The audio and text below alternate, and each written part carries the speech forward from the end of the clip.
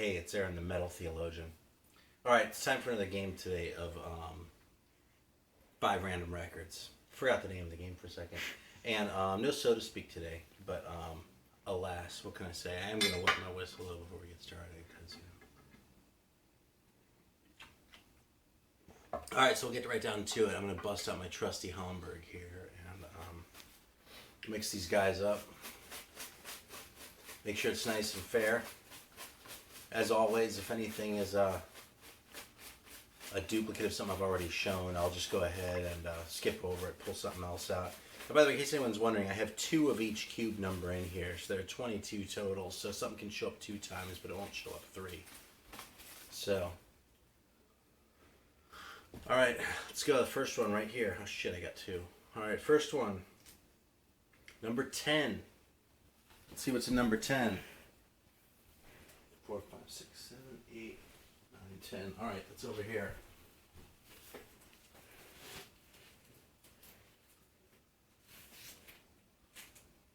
Oh, look at that. First TD Quick record. I actually got this only because it was on Megaforce. Because I kind of associated with the whole glam thing that was happening later in the 80s. And, frankly, it had a really stupid name. TT Quick. So, I kind of ignored them, but then I found this thing on Megaforce, and I was like, well, shit, it's on Megaforce. I really ought to give it a chance. And goddamn if this isn't a really good record. Pretty solid, pretty rockin', and I'd actually do a needle drop, but I kind of want to rush along to the next one and see what else comes along. So I might do that one at the end if we don't get something better, but let's see what shows up. I'll talk about this for another second, though. This is, like I said, it's on Megaforce. It's 5 songs, which of course was another good sign when I was thinking about getting it, because a lot of times bands, you know, they'll do 5 really good songs or they'll do 10 mediocre songs. And this is pretty early too. I think it's like 84 or something. I actually do not see a year on here, but I think you all know this one in any case, so I won't belabor it any longer. So let's see what's next.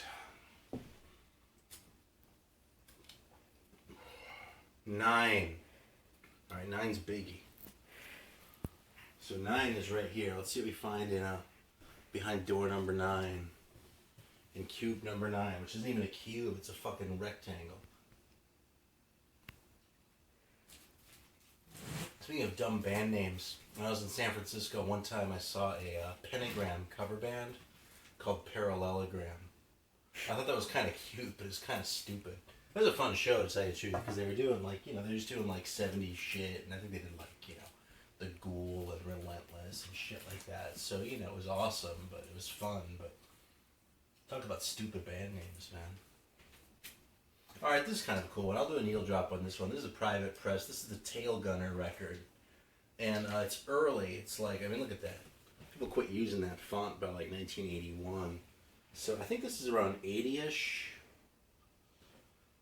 It's not the heaviest thing ever. It's kind of more of a hard rock record, but you know, it's a private pressing. It's kind of cool, and you'll get to enjoy it with me in just a couple of seconds here. So note that label, and let's see what it sounds like.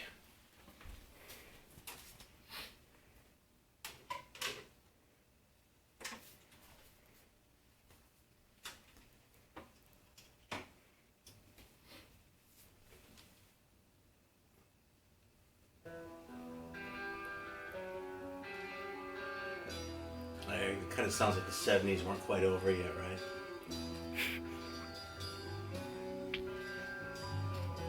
Yeah, I'll let it run. I think there's a little noise on this, but it's fucked up because I got it sealed.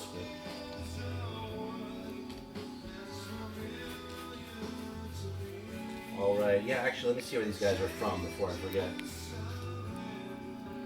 Kind of off my game a little bit today. These are from I think these guys are somewhere out in the hinterlands, so. No, it actually doesn't say.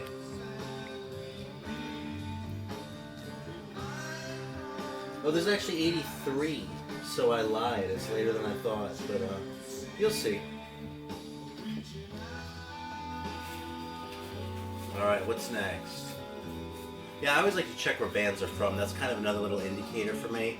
I mean, I kind of talked about this in the Jesus Metal a little bit about, you know, bands from away from, you know, Southern California, especially Orange County, frankly, kind of being better. But, you know, if you give me 2 Private Press records and say which one do you want, and I don't know anything about either of them, and it's switching one from LA and one from rural Tennessee, I'm going to take that one from Tennessee every time. The only band I can think of right off from Tennessee is Medieval Steel, though, but they're fucking fantastic. Alright, 6. What are we going to get from number 6? Oh, here we go. Huh. Alright, I'm not going to bother doing a needle drop on this one. I actually bought this at a now defunct record shop in Austin, Texas.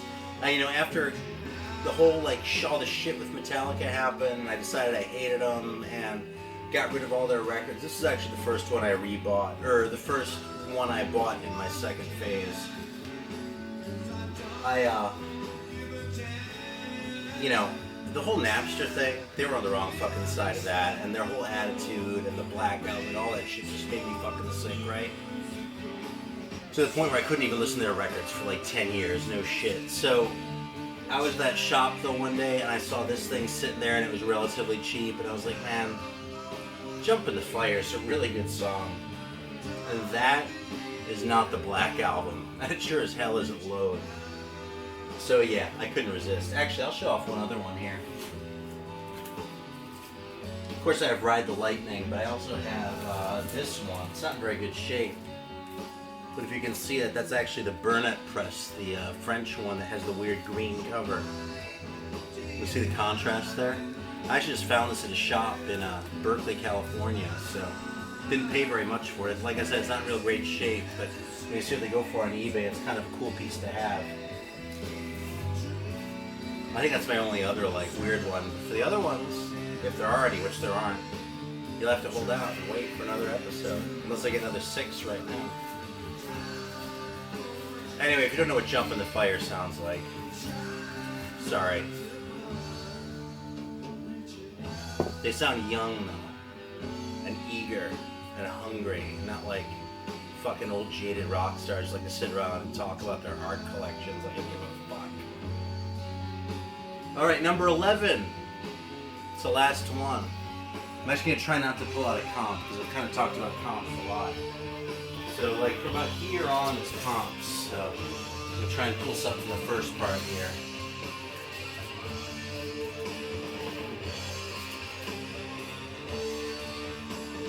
Yeah. Wildfire. I like Reno has this one. Brute Force and Ignorance. It's a good record, not a great record. It's a mausoleum, though. So, of course, I had to check it out. Kind of has that classic, you know, it's funny, the Mausoleum, there's sort of the style, they have like the black going on, but you can really tell on the backs. It's always all black with a logo and a small picture and that, so when I saw this, I pretty much had to bite. It's relatively cheap too. I actually got this locally. I'm a little proud of this. At a local shop here, I got a call from one day. Of course, I'm a regular. There's only one good shop in Charleston. And one day the guy called me, the assistant manager there, went, hey Aaron, what are you doing like right now? I was like, oh, I don't know. I don't think I'm up to anything. He was like, we just got this big metal traded, and I don't know how to do this shit. Why don't you come in here and, like, cherry pick it if you want, and then give us a hand? I was like, fuck yeah, I'll do that. No problem. So, in that stack was this Wildfire record. And I actually also had the pleasure of turning them on to Heavy Load, too, because they weren't hip to it and stuff. I was like, put this record on. They were like, there's a polar bear on it. It looks stupid. I was like, it doesn't look stupid. It looks awesome. And I'll just fucking put it on and quit arguing with me. So they put it on within like 10 minutes. They were like arguing with each other over who was going to get the record. This isn't bad, is it? This tail gunner still? It's not the heaviest thing, you know, but it's pretty rockin' record. It's pretty sincere. I love the sincerity of it. That's actually, if there's one thing I was going to call out about this record. I can't say I play this a whole shit ton, but, you know, it's a fun record to listen to.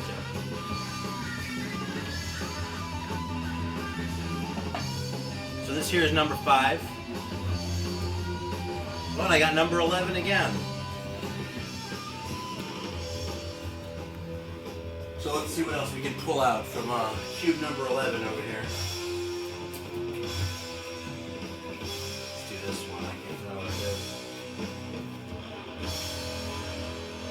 Actually, I showed this one.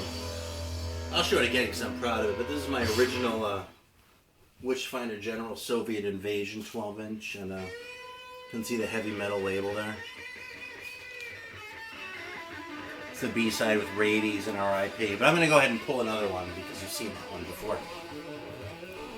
So, what else can we find in cube number 11? This is a really cool one. This is actually another Buried by Time and Dust. You probably know this band from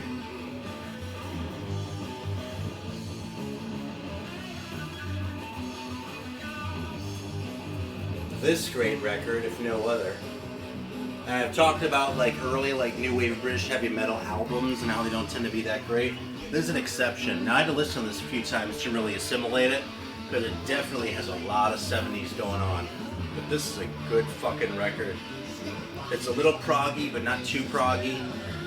The songs are rocking where they're supposed to be and kind of thoughtful where they're supposed to be, I guess. I almost hate to say that because, I don't know, man, when I read Pop-Off and he's saying shit like that, it usually means the record sucks. It usually means it's wussy.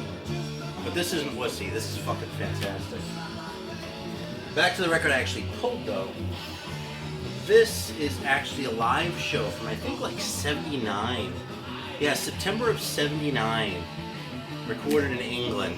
And it has most of the songs from that album, plus a couple of otherwise unreleased songs. I think there's one that turned up on a later record, too. But it has all sorts of shit you wouldn't expect to hear live versions of, like Under the Ages of Ages and that. And that's just a fucking great live set. But I'm going to do a quick needle drop because I'm talking it up here.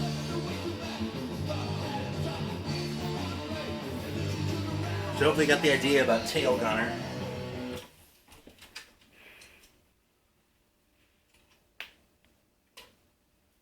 It's like a high in the alphabet episode this time. I think the highest of the or the most middle of the alphabet was the M's. It's all like T and W. Actually, we got 2 T's and 2 W's and 1 M. So it's luck of the draw, man. So of course this got the good treatment. It doesn't have a gatefold, but it has a huge poster and it's all busted out when the record's playing.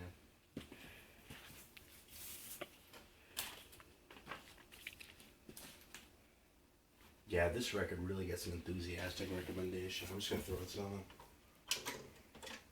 I'm not going to take the time to dust it so you might hear that, but fuck it.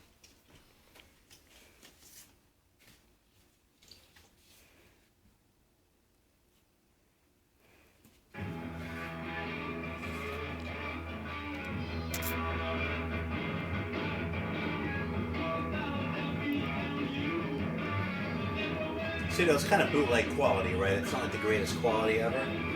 But for a little sort of snapshot of that early era, it's fucking great. And check out this poster, man. Fucking classic.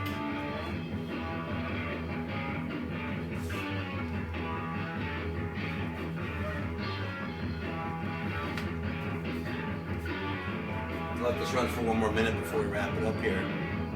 Just let it get to the chorus.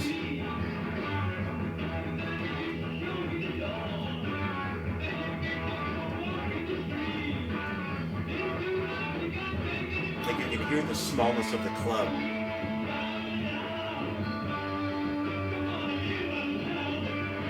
You know?